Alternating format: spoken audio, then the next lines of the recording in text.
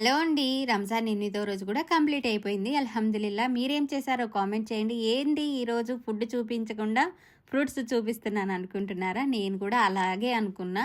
ఈరోజు వంట లేదులే, డుమ్మా కొట్టేశాను. బయట నుంచి తెస్తారనుకున్నా. కానీ బయటికి వెళ్ళి మా మేడం వాళ్ళు ఇవన్నీ తెచ్చారనమాట. ఏం తెచ్చారనుకుంటున్నారు? ఫ్రూట్స్. నా ఫేస్‌లో సంతోషం వెలిగిపోతుంది కదా! నాకు ఇష్టమైన ఫ్రూట్స్ అన్నీ తెచ్చారు. దాంతోపాటు ఏం తెచ్చారో తెలుసా? చేపలు తెచ్చారండి. అస్సలు నేను అనుకోలేదు చేపలు తెస్తారు ఇప్పుడు అని చెప్పేసి. ఇప్పుడు ఈ చేపలు తెచ్చే టయానికి నాకు 3 గంటలు టైం అయింది. ఆ టైంలో తెచ్చి ఇంకా మా మేడం వాళ్ళ చెల్లెలు వాళ్ళకి ఇంట్లోకి చేయమన్నారనమాట. ఇంకేం చేద్దాం చెప్పడమే ఆలస్యం మొదలు పెట్టేశాననమాట. అయితే ఈరోజు నేను ఓవెన్‌లో పెట్టేశానండి చేపల్ని. మొతబ్బక్ షూమ్ అంటే రైస్‌తో పాటు చేద్దాం అనుకున్నా. కానీ లేట్ ప్రాసెస్ అవుతుందని చెప్పేసి ఇది అయితే ఓవెన్‌లో ఈ ఓవెన్‌లో పెట్టడం కూడా చాలా లేట్ ప్రాసెస్ అండి. ఒక 2 గంటలు పడతదనమాట. మన క్లీనింగ్‌కే ఒక గంట పడుతుంది. నేను చూడండి మనము మార్కెట్‌కి వెళ్ళి చేపల్ని ఎలా చూసి తీసుకుంటామో అలా తీసుకుంటున్నాననమాట. ఏ చేపలు చేద్దాం అని చెప్పేసి. మొత్తం అయితే చేపలు నీట్‌గా ముందు క్లీన్ చేసుకున్నానండి. క్లీన్ చేసుకున్న తర్వాత ఇది చేపలకి మసాలా పట్టిస్తున్నాననమాట. మసాలా ఏం లేదు.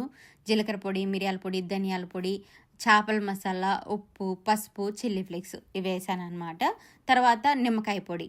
తర్వాత పైన గోధుమ పిండి ఇలా స్ప్రింకిల్ చేసేసి మొత్తం చేపలకంతా పట్టేలాగా పట్టించుకోవాలండి.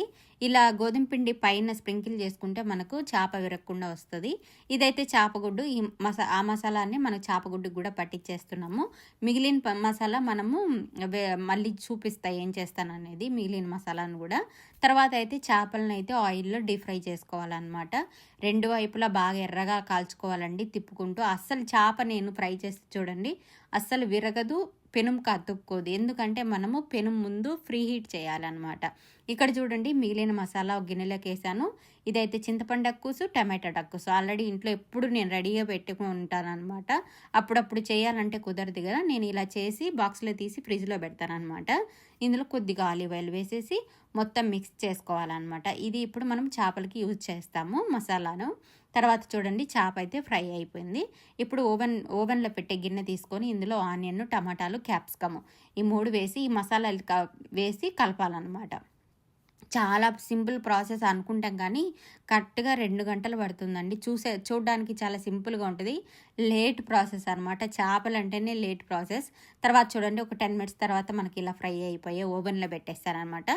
ఫ్రై చేసిన చేపల్ని మళ్ళీ ఆ వెజిటేబుల్స్ పైన పెట్టి ఇంక కొద్దిగా మసాలా చేపలకు పట్టించేసి మళ్ళీ ఒక 5 మినిట్స్ ఓవెన్లో పెట్టేశాను. అంతే రెడీ అయిపోయింది. నేనైతే మా మేడం వాళ్ళ చెల్లెల వాళ్ళకి కూడా ఇచ్చి పంపించేశాను. Thank you.